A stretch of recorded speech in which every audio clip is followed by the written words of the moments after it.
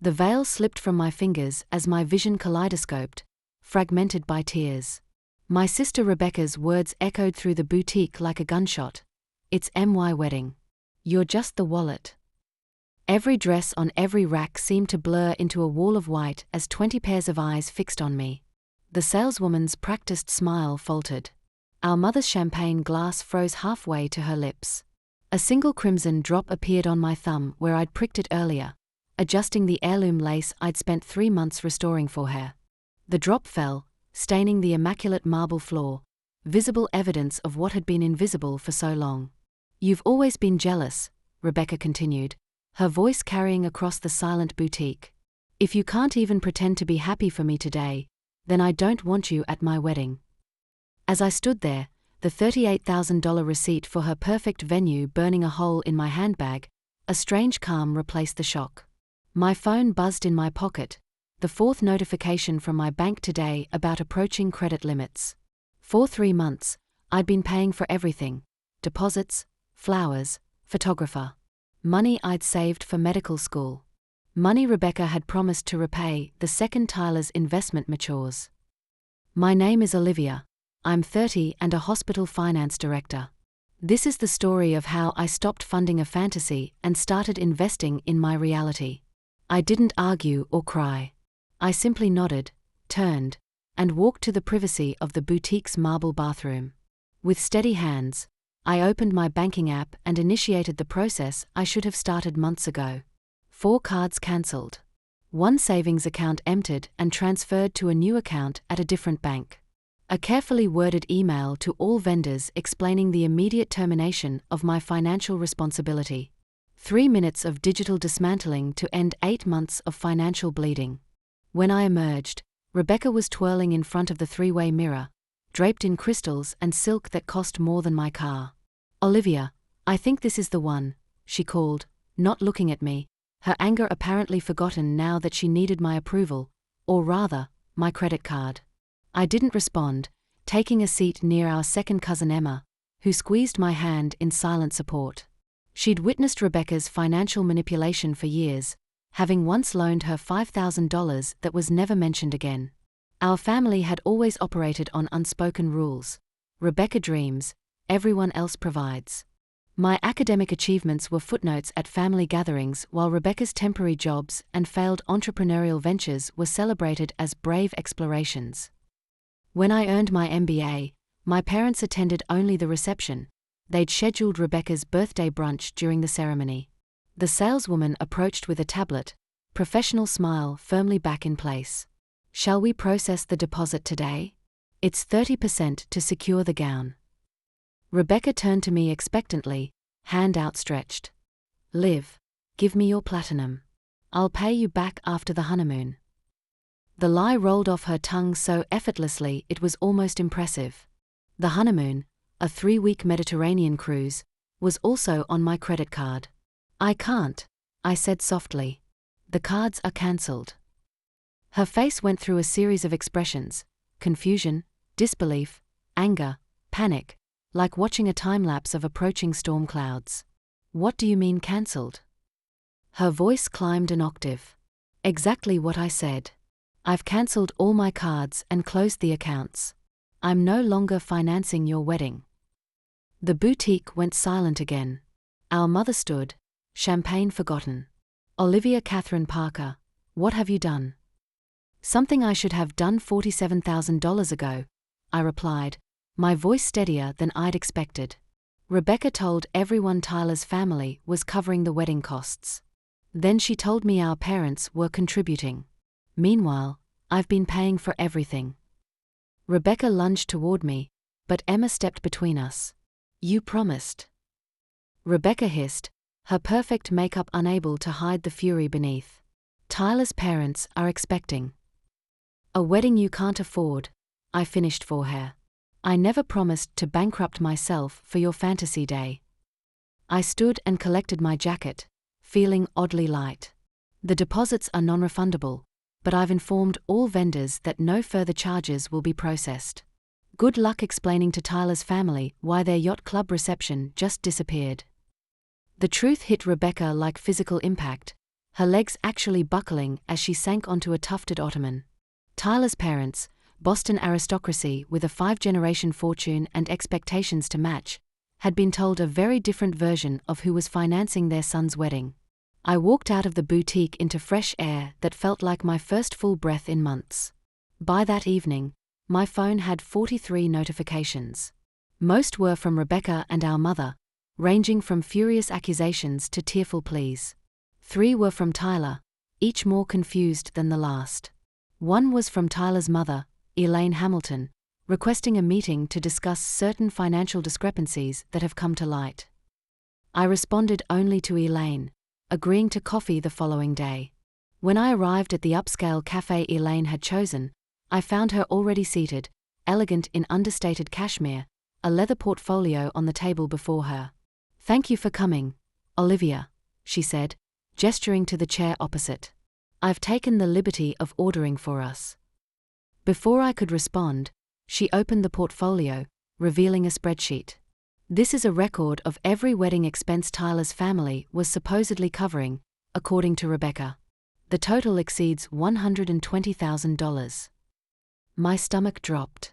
I'd known about the $47,000 I'd paid, but had no idea the full scale of Rebecca's deception. "Mrs. Hamilton, Elaine, please." "Elaine, I can only speak to the expenses I personally covered." I removed a folded paper from my bag, a printout of all my payments. "These are the charges to my accounts: venue deposit, dress fittings, save the dates, photographer retainer, florist deposit, and honeymoon package." Elaine examined my list, her expression unreadable. "And you cancelled these payments because..." "Because Rebecca slapped me at the boutique yesterday," I began. "No," Elaine interrupted firmly. "That may have been the final straw, but I suspect this has been building for some time." Something in her tone, more curious than accusatory, made me tell her everything. When I arrived at the upscale cafe Elaine had chosen, I found her already seated, elegant in understated cashmere, a leather portfolio on the table before her. "Thank you for coming, Olivia," she said, gesturing to the chair opposite. "I've taken the liberty of ordering for us." Before I could respond, she opened the portfolio, revealing a spreadsheet. "This is a record of every wedding expense Tyler's family was supposedly covering, according to Rebecca. The total exceeds $120,000. My stomach dropped. The years of financial and emotional imbalance. The medical school dreams deferred. The constant expectation that I would provide while Rebecca received. Through it all, Elaine listened, occasionally making notes in precise handwriting. "Rebecca told us your parents were covering most expenses, with you contributing a small portion as your gift," Elaine said when I finished. "She told your parents we were handling everything. And she told you, what exactly?" "That Tyler's investment was temporarily tied up, but they'd repay me immediately after it matured." Elaine's laugh was short and without humor. "Tyler works for his father's company. He receives a generous salary but has no investments that would yield this kind of return." She closed her portfolio with a decisive snap. "Olivia, the Hamiltons have maintained our position for 4 generations by recognizing value and integrity. We also recognize their absence." 3 days later, Tyler requested a meeting at my apartment. When I opened the door, his usually confident expression was replaced by something closer to shame. "I've ended things with Rebecca," he said without preamble, still standing in my doorway. "My family has withdrawn all wedding support." I gestured for him to enter. "I'm sorry." "Don't be." He sat heavily on my couch. "My mother showed me everything, your receipts, the double stories, all of it. I had no idea, Olivia. She told me your parents were taking care of everything as a gift." "Rebecca has always been creative with the truth when it serves her," I said. Tyler nodded slowly. "Mother says that's a very generous way of saying she's a pathological liar." He rubbed his face. "The worst part is, I believed her. Every time money came up, she had an explanation that seemed reasonable in the moment." "She's had a lifetime of practice," I said. Our family has always made it easy for her. Well, my family doesn't.